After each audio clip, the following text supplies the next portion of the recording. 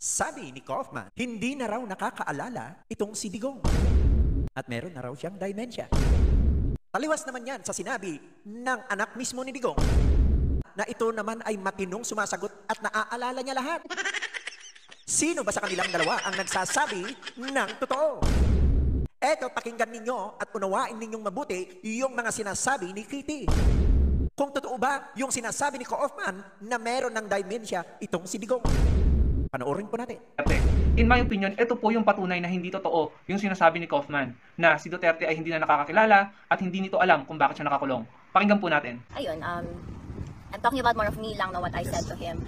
So I just told him na, you know, that I don't think you realize how much more I love myself knowing that I'm molded in your likeness. I just told him how proud I am to, you know, to have been raised by him.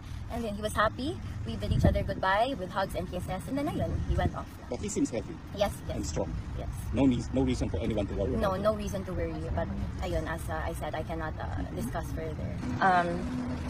Yung balita na all of my siblings are back home because of course they have to prioritize their jobs. And of course he understands because again, we have to prioritize the country and the people and how they serve. So he was very understanding with it and it went well. Ayun, madaming chikahan sa about family matters and then to the point na sinabi niya na ang dami ng alam ng nakikinig dito. Ayun, tumawa lang ako.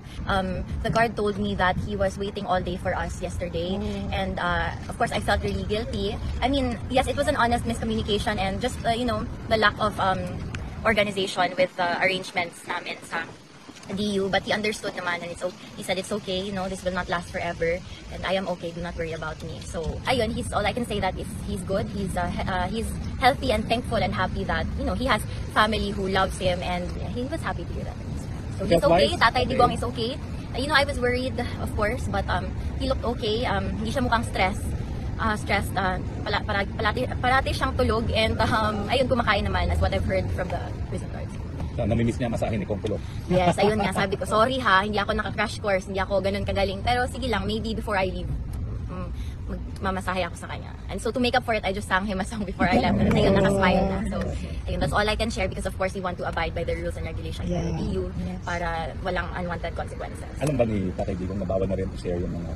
I don't think so, but he did ask if there were still people here, and I said yes, everyone's waiting for you. It's been 5 months, but everyone's just waiting for you to come home. So itong si Kaufman, gumagawa na lang ng paraan para ano? Para mailihis, para hindi na matuloy ang kaso laban kay Digong sa ICC. O, di ba? Andyan lahat yung sinabi ni Kitty Duterte. Ha? Na maayos naman ang kanyang Tatay Digong. O, di ba? Sino ngayon sa kanila ang nagsisinungaling at gumagawa ng paraan para ano? Para palabasin si Digong. Pero sa aking alaman na kahit merong dementia or merong diferensya ang isang tao na linilitis ang kanyang kaso ay hindi nila basta palalabasin. Ayon sa balita doon kay Julius Babaw. So paano yan? Mga DDS, iyakan na naman kayo. Kawawa. Ito na lang para sa inyo. Di ba? Ito.